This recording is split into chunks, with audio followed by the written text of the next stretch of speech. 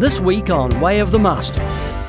Those of you that are thinking, man, I wish there was a way where we could see the scope and the size of Noah's Ark. Well, guess what? You can now, because our good friend, Mr. Ken Ham, has actually built one, a full-size replica of Noah's Ark. And I had the privilege, yes, me, your lowly Arab host, had the privilege to go to the Ark and tour it with Ken Ham.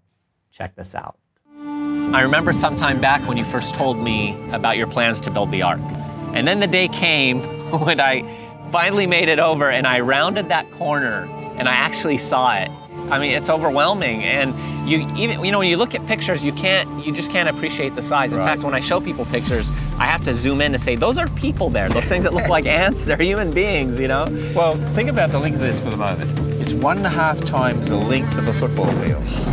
It's half the width of a football field. 3.3 million board feet of timber. Wow. So it's 510 feet long, 85 feet wide, 51 feet high. From ground level here, where you see there's people walking, from ground level to the top of the roof is 7 stories, but to the top of the bow there is 10 stories. It is the biggest what's called timber frame structure in the world. Well, I want to look at all that. So let's go inside, Ken, and I want you to take me to some of your favorite exhibits and help people understand why it is you put this thing up in the first place. Okay, let's do it. All right, let's go.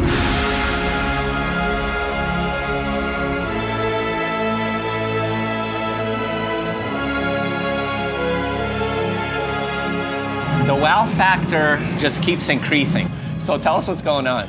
Well, the storm has started. You can hear it in the background, you hear the thunder, you can see the lightning now and then.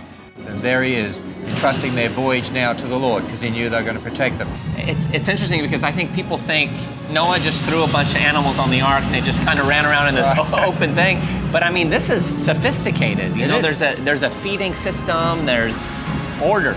In fact, we have exhibits on how he could have looked after them and fed them and be able to take away their waste. Oh, great. Well, let's keep going. Show me what else is going on down here.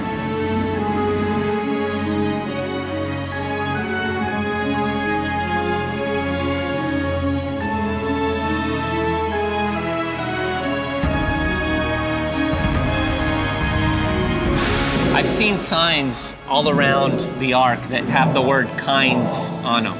And I'm looking here, this says the sloth kind. So can you explain that? Well, you know, when we did the research on what do you want answered, the question I've heard over and over again is, well, how could Noah's Ark be true? It couldn't fit all the animals on board.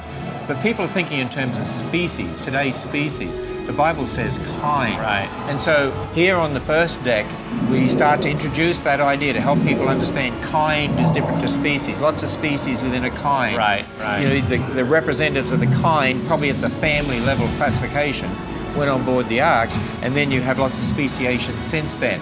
And once people grasp that, they realize Noah didn't need anywhere near the number of animals on the ark that we think.